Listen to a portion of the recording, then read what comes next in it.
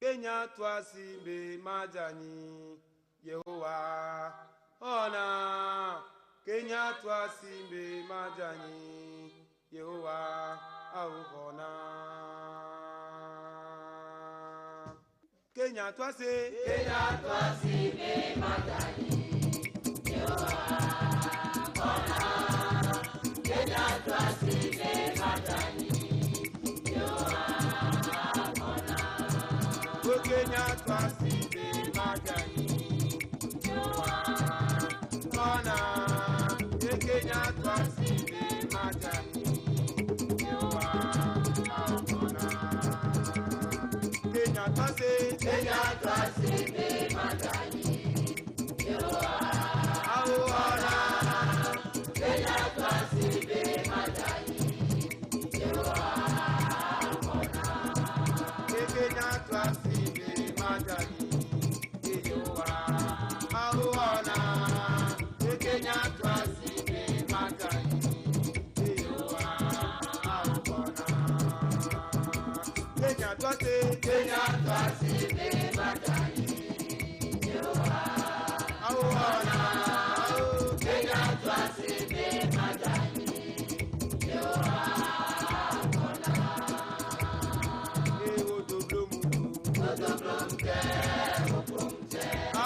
Mau mekona kudo,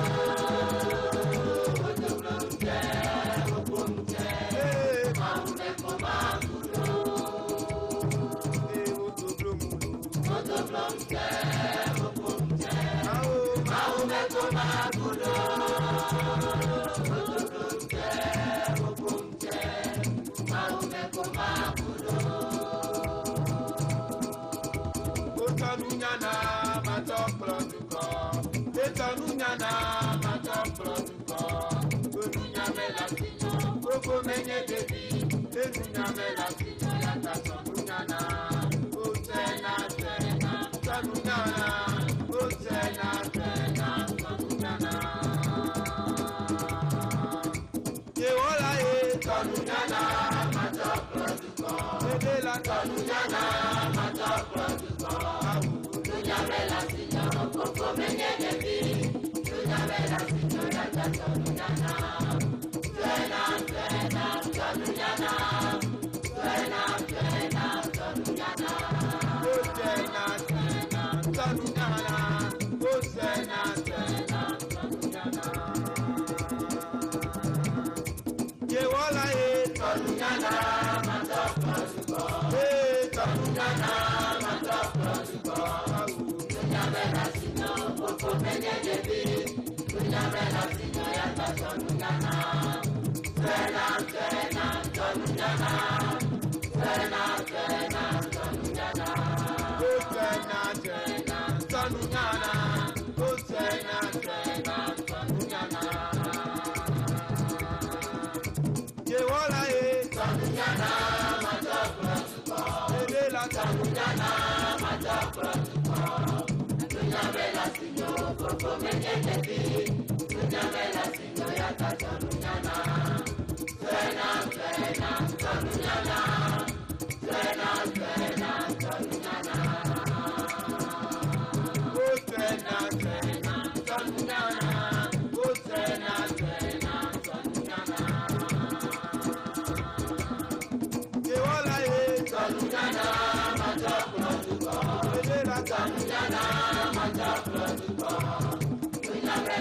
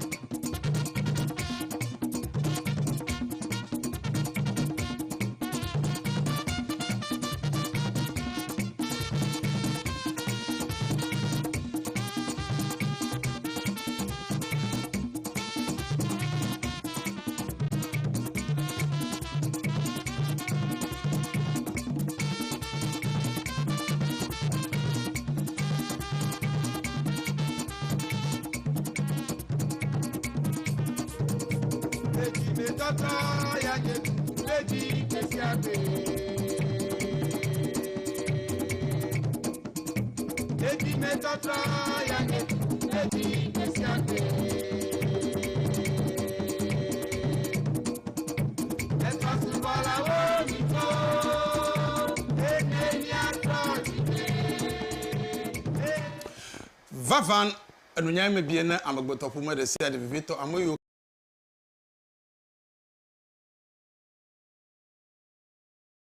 Emedina wala popo yam chu Yehowa ma ugbo oposusu na lulu oposusu na gugulu be sia mi ka ba osusu ma anya nu ike adavi na duko ye na maka egba amlete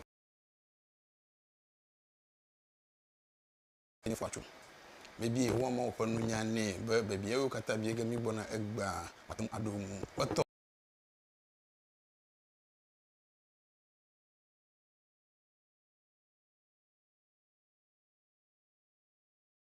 That's like adren blafa wona pon kwanya dumanyu maso apo ye mi wona yakosra de say de chu troga den afa basra gadre afa apo no view kala asodoga wona alwa damgbe na wona agba eyenye asiwo medagadu echu agbakofa ye na maka agbagoma mitweka mitwa agbagoma ye na maka nye edem klenam lumo eyachu anyako plesrombe Sewacho kowa wonye yetiti nye fantia wo amaye wo nyamo ka dualo wona blibo nye egba kede kakpe kan ado atwo no wona agba achopeta na nye bo vala wo kwenti kog medakpo manya glo na wo susu ike damagbe ne wona ya nye asijeje amadokwi aba eva wo na miapo de kono susu kata eva wo de kono ko evanye anunyon le Ghana dukoyem miawento mele asi hokodem miado de kono wa alo de miese egomo moglova yibe no be de kono anu yo kata le bibra me popoma mi pe de kono bible na mi nya be ayike Yesu Kristo va gbe ma ayike okplo onusoro la wo no chadim gbere ka kere apoto ade kenye onklonti amade ike penku bele no pomo bibra na mi nya be Yesu Kristo edeta de anyigba le kema alebo twasi eka etamakle eka kodo apoto aponkuji aponkuvu levegbema anuma amli mai mi yoe konye Yesu Kristo eweta menyamlimo gake nenye be vegbe ehun dowala ade ye wonuma ogblobo wowe ma ogblogato mo bubumi for anuma katan le bible mo pomiela mi ape de konu ye wonye egba me dibe mi afonu chu mi adokyo susukata amo ugbro na be epa onye jori ami to nya mo vodi plitoto akpagam to chu mi nto mi gbo ala be ne gede epa duuma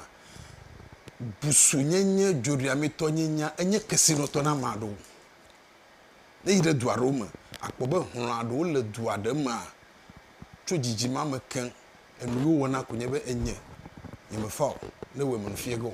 yo nyim choka kokko amamo to gbo le du de siade le baji ne no gere afaduma ne na research du de siade ele ho ade poga kokoko amamo choka kofo jijima omo cho no kwakiamo juri amenu wanye dada na wano gbogboro enye miomi me follow hwe bese mi nkokpo a hwe be busu to nyinya juri ami to nyinya enye kesi no to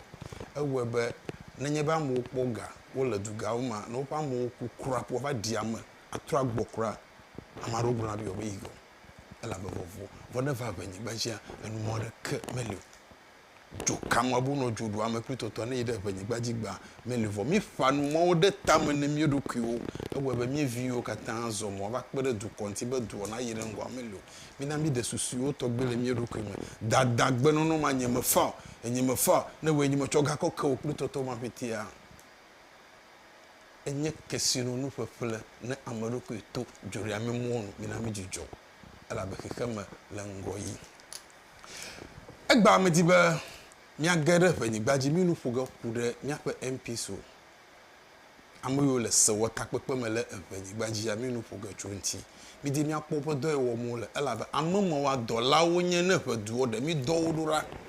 alebe mio do la bo wa fene wanu fehem na ojin kuki fe ye hemule na omele hene nye kulu ta wo do e wo mula no mele wo mio wa moyo kenye journalist o pritoto a alebe mi apo no 20 alebe le Ghana godua MP o mo po no 20 okonya MP o le voter region fifia mi ko majege madibe mi na madaba fo ever mayi na mo tro gbova esebe mi to gbi ko e ba gbota do kumasa do fo monyo ne wa mayi mava na mo tro gbova mo no foga 20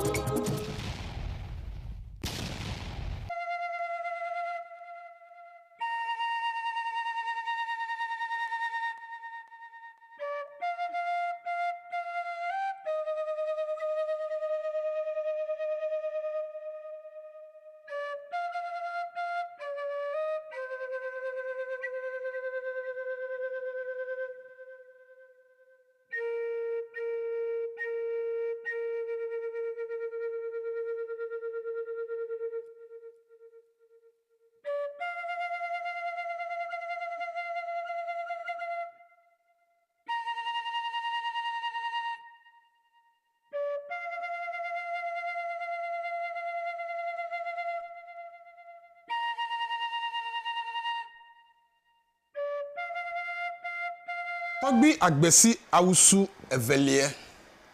abadada na anglo duko Togbi gbojo etonlia dusi fiaga na anglo duko Togbi nyaho tameklo adenlia miafiega na anglo duko Togbi tenge jokoto gligui adrenlia dufia anyako ple fiaga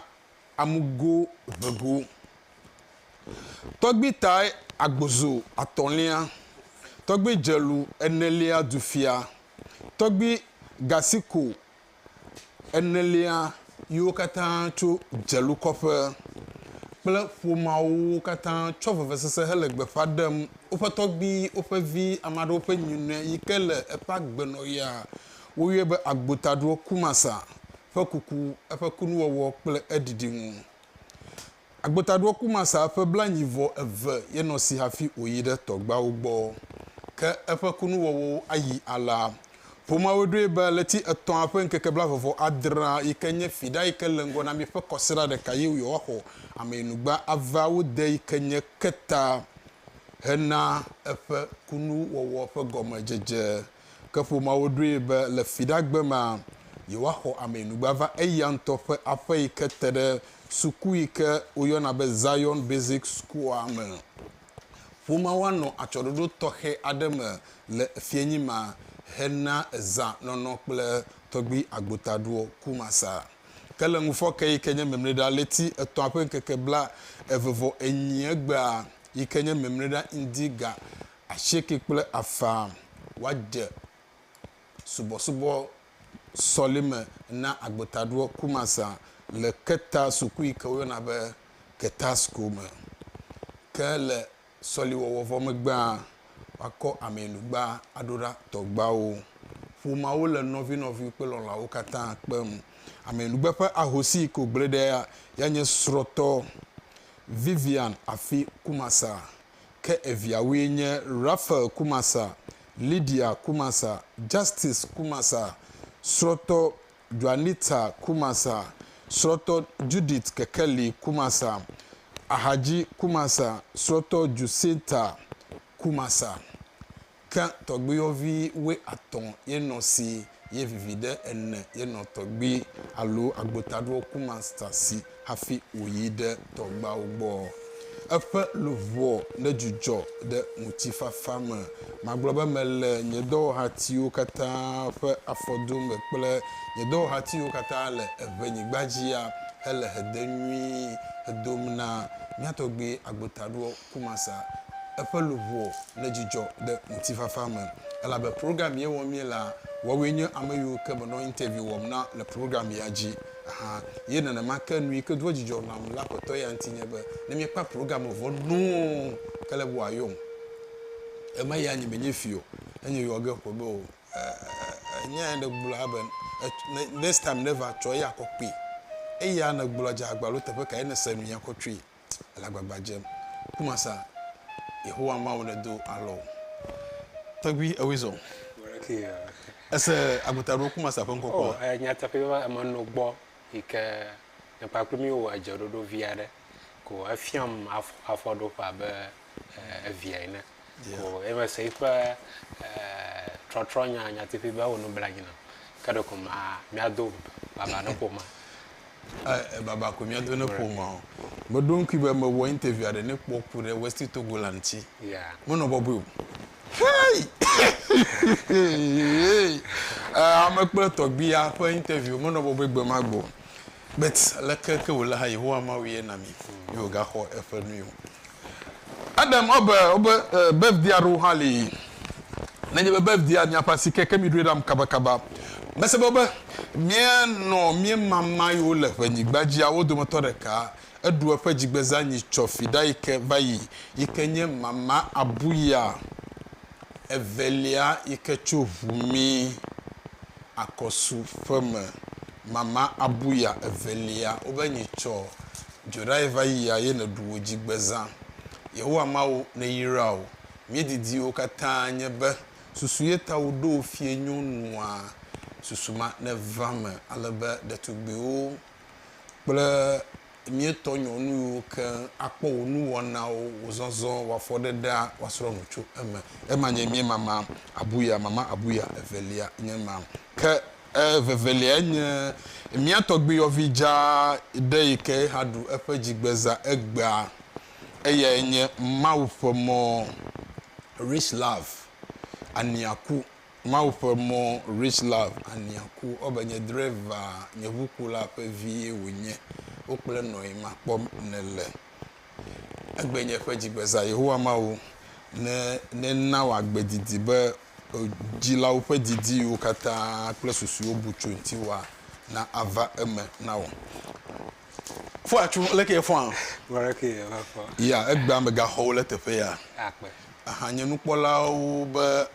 aleke wo nu fefie ne ba fie nyi chobo do jijo ne yo pata o hia be na gafa do ba bia ronti egba mi gegere vota rojifo afi nya gere tefe makos be nye yiye masugbo wa bedi ma bia na do ba bia yo nti amade bia nyi chobe nenye bo jivanavi ko o mo wo vena o yeko evenovi ma o ga tro pata oku de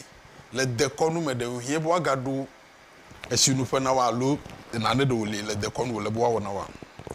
yo togbi akpe le nyanu soso ma nyatafe o aroglo na be na de viova afiga tro na ma ko ejebe wa awe now de ado plus susu ke be le wo gbo awanya be yo ho da pam etane mi kpo achi pa pe ado mi gbo na be achi ko wo de mi afo no no ma wonye no ma ve ado nye na de ka ne ke kenye de ka afia be de kali de kajo ka ke kenyo ma ve afia wo ma vakata va afiga tro gajo anu va kwa godube wa jo ko dade eje bo jo ko dade okay goma se senye no yo jo ko dade o ga tento kama ja ga va ga tro ga gbo okay enya anu gbromo la de konu nyatepe ekwa mi afa duklo la gbanto e ko yo be kwa mi nkroma eno ai kan ufo ono ai odi ya besro na makpo video ekpe funto alebo yo va yi de ehudo la de gbo ye wo jo atipakpe ni be ne wi na nyimloga ne kwa mlo rukwi hai keke ko gbo na fofoge ta elezan keke yo ko fofwe ta agro ne be na nyebu fofofo ojia abjojo ma ojo ne a ne ga no anyi okay ga kai ko ji Kwame Nkrumah vo a osofo adeva eva ofa nto mo ko fo nu to no mo be nu mo kata nya vadu kule gbogbo yo ta na kwefugbe okay ta na along the line Kwame Nkrumah pe na no gugu ado adoji kule no ntiveve denu mo ta ba na no le kemi wo na ba me ibo na mi onto mi mesana gomo ya kemi to gbo nya susu yeta uwedo ba bia vele ama be le takwa takradi ebe no gboblo fia bebe yo no a ajive afiku ba jove na wo yemu wo va o ta voka yo va chi yo bon kuma va kwa chinu fa ko du abeze ne vonoviwa yo bota wo onyezi yo woli na o ebe ma bia be de de konu mele va o de konu de wole na ma awole miafa fa de konu ma mele na mo even though ba anu da ka konya ka kele vovovo do ma hi ajuado ma o tan we na ma ka kele miafa va ma bloba eze manya ezikpi woli na abanu ika miato bi o le daranyi ka mi soso me na okay ubabia susueto amaya mabio be bezigede be fono vi onye oyo na yo be kesa vi o don amokpoko no oku be mi onye kesa o be susu kata no yo kesa o do ma blobe nya fa de ka wo la be na nya vono vi ko mi ama vale ke mi anu no me aro ale ke mi anu fafafa me eje na be ke kesa vi ko no na ta yo ba ma ro ko ta be eju alo kokoko nya alo ma blobe eju gba ko egba mi nu fuga kure mi afa MP aronchi okay MP oti me dibe na fo nu twigba mi no iko be jifa gumeshi Ketu North right Ketu North jujo gakpe keta chekpo walanyo hohwe apete ya manya bo susu ano no ge hot pa many view and then Joycelyn Tete North Dine yeah very beautiful woman Kule Kwame Sefe ike to Anglo consider very good then my own man Eric Adam Agbana Ketanov Ketunov okay medima ko to kuyema fa am veyo medima semcho ntienye my own friend Eric Adam Agbana then Walanyu ya menya benu no ge hot hohwe mi na mi ide bobo ji na mi gbofa nile wona egomajege kabo wona ewo mi la pepere nwi ka uhana to wawo na wona ya yekwenye be na pere mi ntito mi apo mu 0243 408086 0243 408086 0243 na begbe wo ha wo ne no ewo me ke azoan MP otimi bonu fogatwe egba na nyebe na lento mauma anu ike na nyacho MP mantia jagba be na nwle kodurami menye jugbo 020503 miapa message number nye ayo mele na me jenu popocho MP ontia nyase nya anu ne nyacho ntia apagbagba jeje eyikema wo mo pletotoa kweto 0503 447550 number enye ikele TV agi 0503447550 miasa bobobo magbona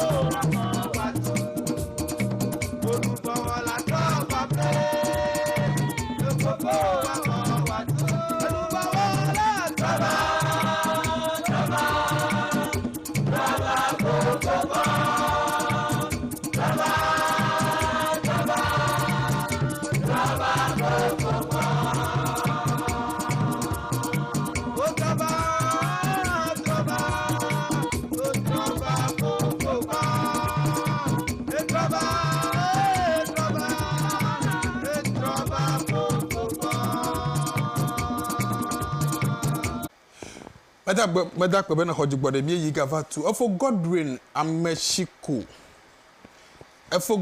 Ameshiko nena mi sidi bla venyi choko sera eva ivo mi mato yo nkoye na makenye efo ya wisdom tete sidi bla eve David Ameteku sidi ewo kan mietogbi Linus do vojogbe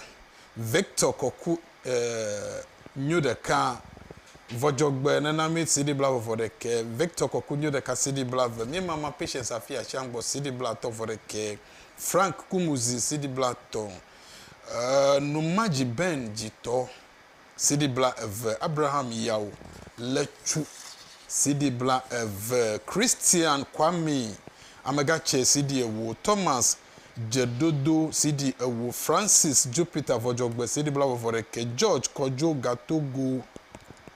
sidi bla ve Atanle Ayina sidi bla ve Ophelia Sokpo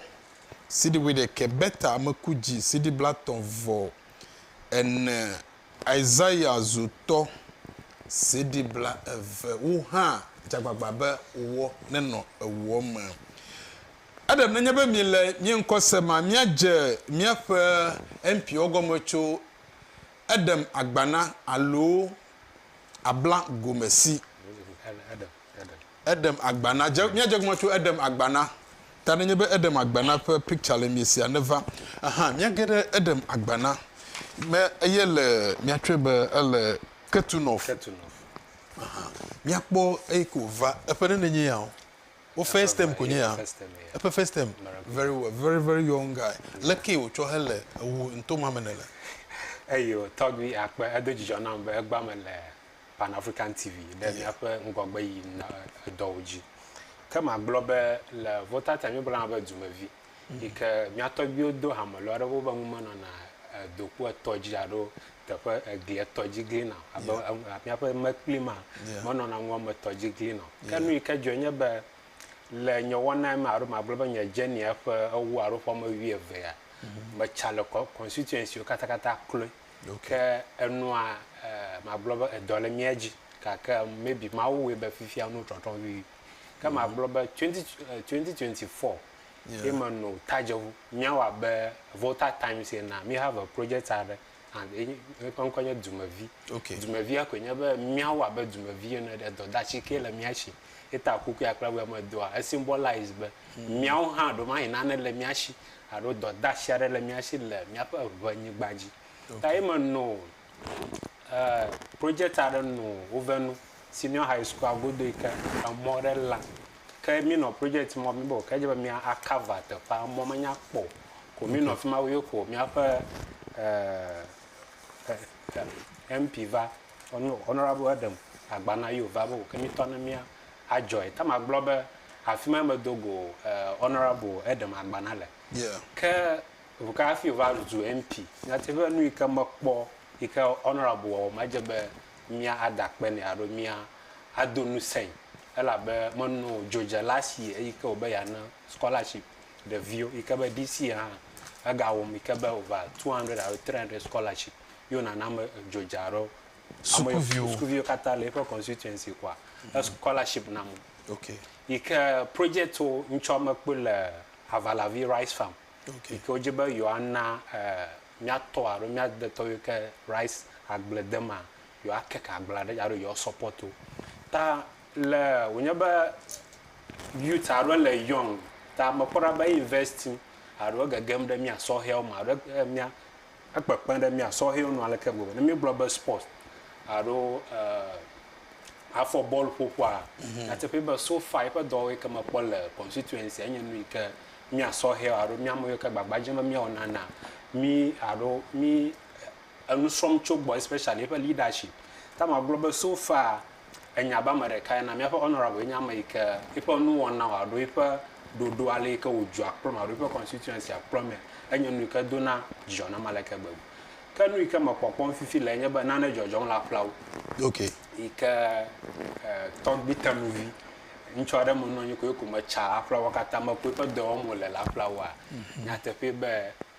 na mi be voter regional na chi a nya te pe be ma tenchi de na mi ko no shanu the MP social kama globe ejebe miawa baduma via we na ma glo ba juto ple mia pe MP so na miawo abe ha chocho aton ya mi no nyi bawo mia pe plan e mia pe agenda ye nya te be no atoro no na mi va mia pe honorable gbo ma glo be honorable ado mia pe mi ga yo ne be mama gan ablajiva gumashi okay ike mama ya man no gbo for some time okay ado mo no ipa do one na for some time anya te pe be e gbagbajom ike mia pe agave GC defense vehicle NDC kulo to over power do ike mahama vanya te be mia pe honorable jebagba ike be if ya nchom no fima e mo no agave ji a na te be sea defense project anya no ike dojijo no ike there is no way me aglofia be echi agawa de agave ji ta pa ma nya dore ka ple ashika ochuchu maru ashika o do to yo chu de aplawo ta ma gbo be nu de ka ve onye nu ike mapopom la aplawo ka to bi tanuvi do wona do to man to la aplawo ple avoe me area mama afi mi agada aplawo pa ka de no le mi apa du shikpaji ikenya fika mi ato aro football so la aplawo o zana ta ka to bi va o ebe ya upgrade onye stadium ar ma glo mini stadium nya fika mi apa football ado abodada nyawa nya so hwe kata la plawo onye nu ika attend mi aji ta ma glo ba fi mi yedaji a wona wenye wona yo makoko okay magora me akola be nya mama jifa gumeshi a efa na ne o le tepema na nya ma da awo vie oba tete manye pe ted ni ya ife tete me ke be ne ya wunu kwa 12 years ni ya 12 years ya ta fi be le wunu kokko no ele do oh yes ma glo be atowom aroke ko wa be mi apempi na ewom ke na mi va voterage na mi gbona about tourism le akpama enye minister of tourism art and culture na mi le Ghana okay ke ni le mi ashi le region na te pe be je be mi onto mi promote ye na mi de te pa be Ketafort ala be last week mo no Ketafort Ketafort anya nu ke nyere ka be duma bi na amesana veve ela bale maka fortale maybe 10 years aropo wo magba anya te be forta maga nyi nogo kenye pa klo to guard mi fo na na manya be mi apa mama gava ika wo dodo be yo ava drete pado onye te pe ka vichoro na adu mi kata mi ave no popo ika maga nya wo be ga organize excursion na de via over afma va potami magblonye be empio ha wo to ge ka mi aduma vion ha mi wo mi ato ple mi apa ju to ha wo ha ke ko tan wa ko pe de ju anu kwa wa we ta to gbe nu mo popo so fa le mi apa siding voter enye yi iyo ame akachi de tepeka wole akachi am aglobe mi aglo after so ga kope yeah no pe nu constituency elegame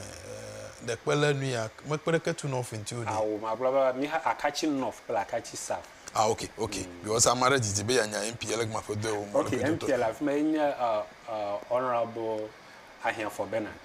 okay MP kala akachi south apoto e gbogbronfia be edem agba na be small boy danger ebe big ebe don't give that guy pressure be me gane pressure la be ebale ku jegomia na nye be de mama si am jegomia na nyu oh yes nyata fi e mama blobe na like me honorable edem agba na yi me miado barabe MP so kwa gava o ga ja ado to ifa for Judith be ma bia obere be bia o nele ma ba bia ma mia do be bia onti magbaga ka ko va van kuma no ne e be jifa go be she be ye video ade yeah e pa suku ade ka suku fi no kpaji to the over jira suku mara yeah over dra dodo my brother pe ke ba ye echi adaja e ka closing local ahoji kanu ka ma bia nya valere karablo na ba over dra akpado odo kaka ga poto no po program yo me lela me jidempa ela ba je si togbiga voter ba je si enye ya me wie me bie yeah ka bo video ad yenye first person ya me bie ogbona ba ele na ma vo suku osogbo if ya fi lo nta egbona ba o je do wo chu enti akpe fi bia mo lo opon ma ke ne mi chu tepe ma MP kaji ge mi aga mi jiba mi ayira nlo okay Kwami Sepe and people na for voter times amanglo 12 ways that we can make Anglo great again. Okay. Ima dan kwani be maga. Ela be Anglo nya juike miama do a onye be mi le history ma do mia globe do ma hia le ko le cha anyo wu fifia ela be na kwole ke American ngulo agban wo describe angulo a that pe by this time ajebe yakata mi ala for like mi awe how then do we make angulo great again kala nya wona mama mayo te kwado ikebe ajebe mi afa hogbe park a mi upgrade onye mini stadium ko makwara be last 2 weeks honorable no egbaji oje doma wo goma ikebe yo we onye stadium aro onye te pe ike yo ado my global rubber carpet ma do place wo ma ga no nyi now plan no ikama ga ponye be le mia pa nlo juma mo a eje be mia awe onye double enya be juma vie na ike anyo no ike street light o onya kpo la ba ni ba nlo a adwaro onya ike ipon code aro adile gbeta can we maga bo adonyi kama global 12 ways that we can make Anglo great again enjebe I establish Anglo development fund ela be e ma chala school sado and Anglo nya te be awuni blan ma cha communities aro asat no nya te be echino no hamagali tanya ba duma vie na makona video kata dana de Facebook page a plus sube nuke miatinga wa ba duma vie na kama global last 2 years mi wo donation ada mi wo support mi wo abadu me view na ikama azama papa ada ado gba na anti t na ple sister lolo ni ala be wo abadu me view no kpara ba o fia ka yo cho ado ni ka gbegblem la volta region aja ba yo na kokpede ajuanu ta mi wo whiteboard marker ado fi ka school yo na ngi a mi wa ba volta times mi we man a catching of squad you na ba Nitabuta basic school mi we na anyako server mi we na anyako EP plus suba fi ka de view attention nous la onye nu ike aje onyakpo ha ta ma blobe mi oduma view ha mi ha dole mi ashi duma view dole mi ashi aba ma bia obedi upon come va aba yebeji ma na mo upon koyo na American of us volunteer aba ele sure be ogbe park de MP anwo MP a enya no chuti a ma globe ma kwela page aji ka ma kwela grounder ba fi aba ihanye na na chono ma okay apoto ha be bia mbedi ebe yo fe MP a enye abra gumashi yikenye katu saf ebe togbi yedibe ewukple fu achua miava agbozoma kliko ba agbozoma kliko kpelanti e kata juda ebe chinunu nwiare kamele yosi le tefe mo ya tefe ya yes e chide na fula agbozoma ta ebe yedibe manana na yire tefe ma ta jagbagba be na wodoma ha fi the next program na wadoji ebe kliko kple agbozoma. Okay, elemia penko sem wona yakpom na la dumanyo so afo onye va wo fo wona yakemi wona kosira de sia de taroji nu idamagbe na wona anye sijije mi adokui amoyu mi nye tepe mi jocho susu eta mi le tepe yakemi le do mi fu wonu tu mi ape de konu mi jojo manya wo pele anugede wo ka buna mi a mi tik boba mi ajesi de ka ever taro egba mi de mi akere evenyi gbaji mi afonu cho evedu konti ala benu yeke mi nyanwe be amade mo lo NDC enye voter region enye NDC gaka voter region na malango yin gberegbero eduyo mo le banwo a onye du hoho amoyo mo nyate mo diete pe mo na yida nwo na twa be dabala na gegem da nwo ma na jagomo cho savio tula chute pe ma na yivo ba sere kekeketa na kware ka nwo dulela manyu mi o ba o ha amagbeto eminye enu mota bi de mi akpola bi di mo kaji mi ato ha ta na nye NDC to mega bibe wole enya gblonku toto du onanyu ale wanyu a eji mi ele pere mi ntiro mi afa mo onye 0243408086 fonye tepe ka yige bi ala fifia epika to ma globe anlo to aronya mi gbogbo ma fi mi ayide miafa honorable Chekpo Olanyogbo nyatefe be na enyabedo e kama kwa deto mawo ma na miato yo kale legbeta twa nlo no yo nyatefe be vevese le jiji na magede ela be amare yo nchogro na be afi agere jumoko cemetery ko donago ko e ma bo ya ma ga chi jodo ma hi na mo yi nko mu to trog so ma glo nya fa committee ado group a mi no nyu ka ba aw e je ba mu na troll mi ade la ba no ba anwla is great ta mi gba do na ba mi fa MP so afi okla duma via ho ha mi ga chunu shan gble da MP so jio e mi ga kunu shan no ha gble da afi ojio mi akpara beleke mi awe ka nu ika arufi ka mi aye nya hohwe yeah ma wo video ada ado ma wo research ada cho hohwe ika edrare no alava nyukle no kunya odoma kama global ika NDC va ado ika honorable va makpara ba eda foda ado awodo do ade ika ba nuntifa fada va ko nyanton ma wonya ma jiba ma research ko mo va kpo dra nya tepe ba enya nu ika fodam na mil nya pa regional enya nu ika de ka wo hemda magba ta ma global nya pa honorable olanyu achapo ika yova eda fodo ika afima ntifa fada va kama global ede wona da toma ma global mi afo amonya wa anya nu ika joji na malaka gbagba ika na mi kpo kokwe vaida fudom ado mi afo eastern corridor road amo ma ve anya mo ika mi hia pala regional na mi ga kpo mo ba cho ho vaida aplawu ni ha mo video da chonchi kwa 2024 ika ba na ndisi va power mi da kukunu no wo mo na mi ke honorable olanyo nya tepe nya ba mo nya le for constituency manyu ati pe agbagbajem ike walanwa agbagbajem aleke ya akobere nyamunya bele ano hot ala because of MP ko vadela eje daro go gbogbo ala hot ala ye hohwea ufe life atuvu na miamu yo le tonple sadin sector yes wo na mawe nyage hohwe mu la baleke mi oton wo klanro mi lo no they are open life le different ala so different ta agbe mia agide amonyo je mia zemo nkpokwa dogbe na arada akpe na mia fa honorable Agboja Gavins road minister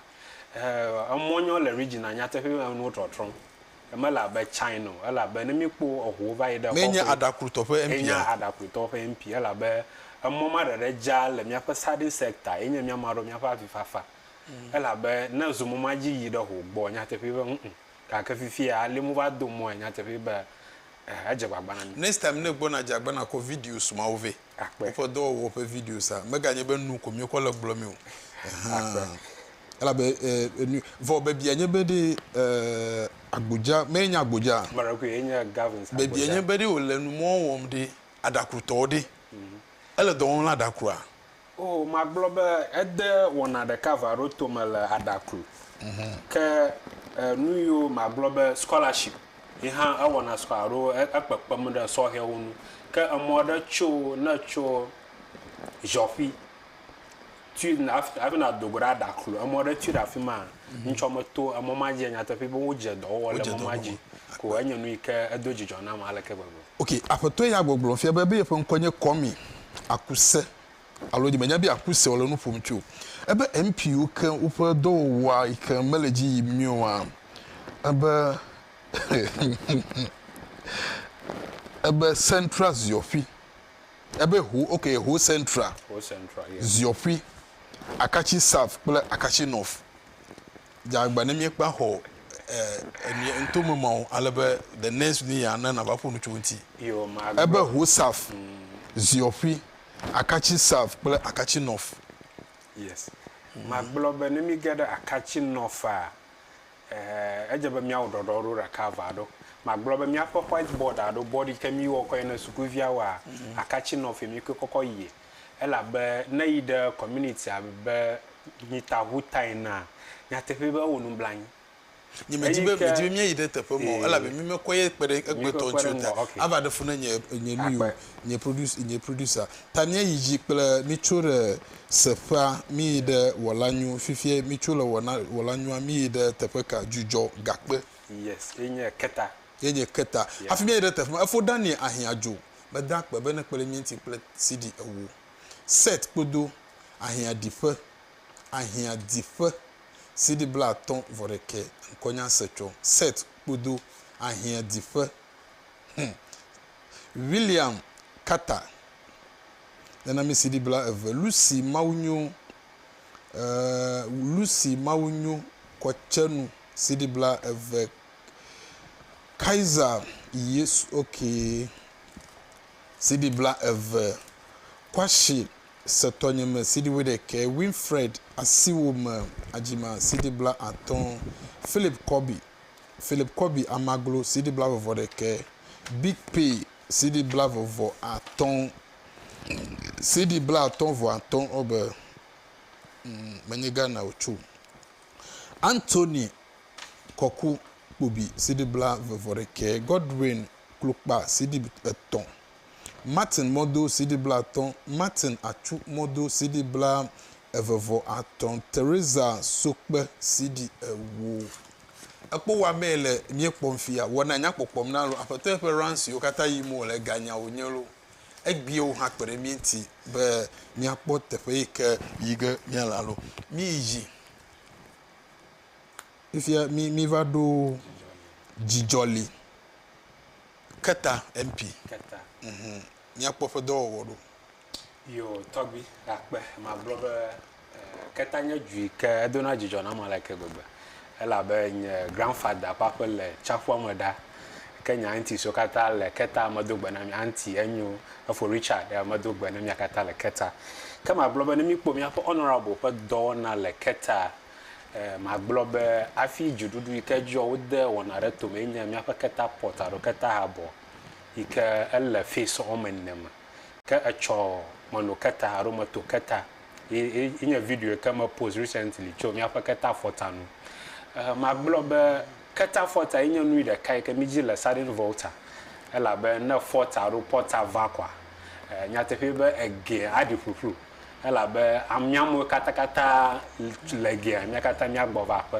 ela be habo inyo nui ke na nya be duma vie na makpo habo ko do na wa edona Jijo na ma leke gogo ta do kuma fo koko na mi apo honorable ba iko vaji ajifia na je gbagba this government anona Keta haboa wodo nchila ela be no meten wo afijo adafo na mi aduma viola be na mado jekle tonyo na mado jekle nya hachi oglobe dore kama le voter regional nka go yogbona ta yochige ka kana Keta habo de rejava nya te pe be nu geda trole mi agbo ke ni kama ga po la su ko do Jijo na mpa nye be po me blave nya te pe be achi no nwema no anyako kama blobe last year mi apo honorable Jijoli Gakpe regional minister over who echimula anyako ko afia be na yida anyako anyako pleseva echinyo nweli ta ma blobe won ha be ado mi apo no no la yo hu to ke mi awa be duma via we na mi ato ha jeba mi ato na va mi ato ha jeba wa va mo bona apoto efe message a agno message eso gbopa ele gbogbon fifi la ebe abi adomido be mi blobe jifa gomeshia echo ketu no fish ketu saf very well ebe enu ikenya nu haha privesese ne panye be to gbobe mi lanu fom to MP so ntia amayo lebo wa wongo yido anye DCU so pli MCU vako zuba manje do da kona wo tanu ye josi ye wo mule eyijibe na nyebe na vado agaveji echinu no arekamela agaveji o ebe shinwe ke wanu agaveji constituency ka lo ketu saf now ebe MC ebe nka DC Keta ple ketu saf adum okay ebe DC ye letepema chuke Keta mi ke o je dogoma ma wo effort areko lento mo ma be DC no ga ka mi lenu fo mu chu MPUT okay akpoba nyi choi kama yo amno gbo na be betibe DCU han na jagba na access because voter regi DCU akpaganto mo wo do areko ala be kwa bi wo bela kodaga na wo government ye va yo otasichi tanu ye jo si ayo no for pressure le MPUG ala be wo la mi la kodaga tab afotopo nya egbo mo la betibe next time a mi afo focus no tepo mo pa ala be wo we le duklo la tefe mi atwe ko be Ketu saf duklo la mate tepo ma no gota tepo no la enye MC ya lo DC ye le du mo afotopo no haha ma akpe if you me jole Keta mi ayi the beautiful lady Jocelyn Tete North Dai. North Dai. Nyatefe be miape MPC yo kala parliament ka o ma global nya so hell o gbagbaje na mi le Volta region e ka mo no hlam cho miape Joycelyn Tete no she's just my global she's 38 years old. Ka fia be 38 years. Yes, 38 years. Me chikura. Ka fia be na mi be ale ko zolizo aroko no woman efiaba we need more young people me here so he gerele na parliament lo suba aleka edem arumia pa honorable edem agbana zolizo me come vakata ko efiaba so he wa adwo kala miama me here more cho miapa region no nchoma kpona no miapa sister wo edojijo na malaka be ka be ahu DVLA office the North Dai. Wow. For so long anumama no North Dai yo. Ka kefe gbagbaje je we close zubo emiafa driver so am the view ka to jibe your akho license the view ka to jibe your so kukwa o ka to ten akho license aro yi de North Dai ta anuma de kam kpo adojijo na malaka play scholarship fund hanleshi ike ekpekpem the community aro constituency o na me ka to jibe your so do am ka to jibe your school o kata support him ta ma global fifia gbe enu atro mala bale ko la China Sha gbadidi akwenya ba yo party mala power. Fifia party ala power ta. There's no excuse. Sedinam, abi elenu pomchu tajefu. Tajefu. Ebe Edem Agbana wonderful and if you Edem Agbana if you don pa. Oh yes, na maglo fianya maglo be barboro kuma no pa video so kata pom. Ela be pa leadership la leke ozoli zom le regional. Ado le sad Ketu South, no Ketu North na mia. Egbagbajan. Ta nyanye fia nya maten gblo nya reke fia bo miape honorable mo wala ka ala benye toma dogwe je vakata ike ne pa klumi wo ajedo nya te fe benye nu ike I'm learning a lot from him. That one I'm learning a lot. Onyame nya be ne be me wo mo ko ne blog e me na gbagbajem amenya be are you sure Mama Abla Jifa Gomeshi is doing better? Enrique Pobemo wo mo an ko na point out ko na me a follow Togbi tokuku de ma manya nwe beton wi nele. I want to hear something. But you must na nacho miape central tong empia alabe don't go there. The lazy MP in Volta region is don't go there. But global jugbe meganfa na mama do mo wa Bli, the MP Amagba Jemu, someone at the program Yomila, MP the Seria Pumo Losiru, a V a talk plus a no low seal the program Yapon. Tana Choku Blonya Recocuramo Monti, and we can enjoy a glomnele, Dolina Nolia menu. Tamina Bemia for baby of Agenti, no one call me. Vifia, Niava, Amaro Bia, Yaman, Harufi, Nelson Amuzu. Machado, then I CD Blavo for the care. Jubilate, Ahiabla CD Awo. Benis, Akosu, the last born. 60 Ghana CDs. Philip Kofi, Setufia, CD Awo. William Donyu, CD Blackton. Sefa Christopher, Janku, CD Wideke. Sebastian Kwashi Bugu, CD Wideke. Thomas Kosi Agbi, CD Bla Ever Wilson Kobla. Dawu Sidi with the Kofi Justice Agbemazi Sidi Atom Lawrence Koku Nyonuvlo Lawrence Koku Nyonuvlo Sidi Blavo for the Christopher Koka Sidi Ewo Samson Adosron Sidi Bla Ever Akwabe ka wa mele nye kponfia enyimelo melo mi okata mi kpon bebe wo na no wo megba ofo wo na no azia bebe wo no aniji yo tobi akpe ma bloba aplawo ya do Ketu South inye fi kama da funu 20 fia ba mi honorable South ebe mama ebe mi le sure be Abra Gomesi do ma ya nu ikam kponya ba juda shade Kenya border town na akpoklo de na fu kale aplawo a ma globe NCC Manya proud de ko mi afa Volta region na ma global NCC pa do ko ma jejemu kama maglu be NCC for do kuma jejam okay nyama nya ba Ghana da do ka kala voter region ya ko for do kuma jejam nu ke jofi ala ba ne mi fonu cho teenage pregnancy aro the view match for egbon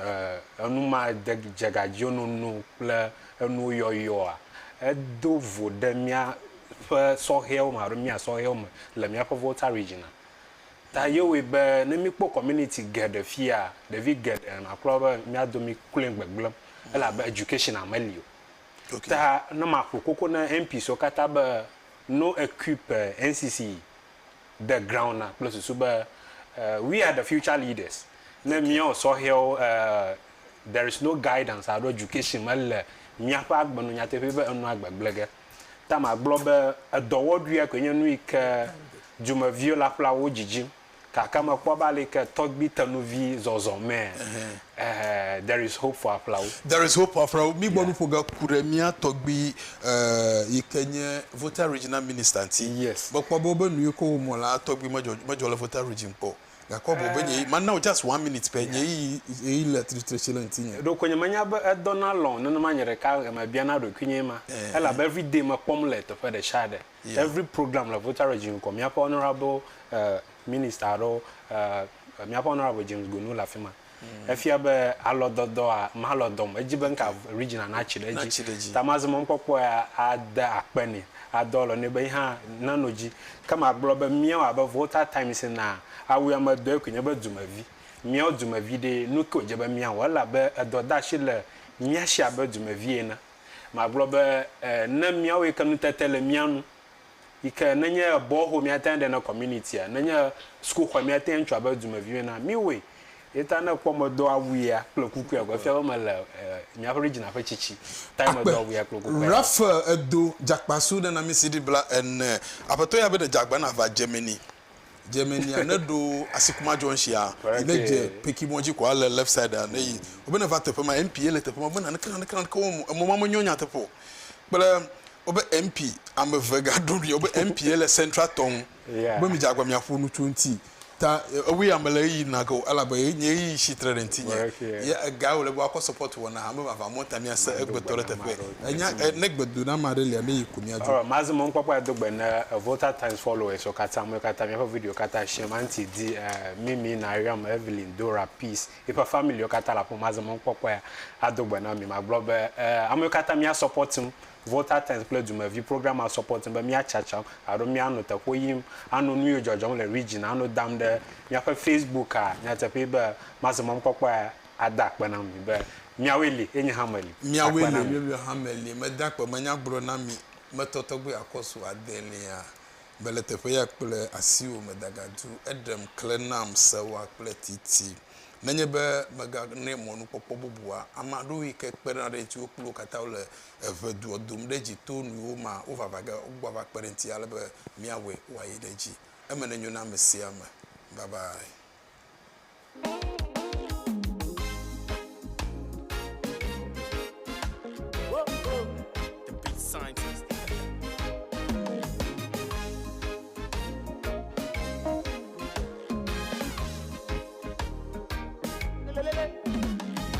Tu me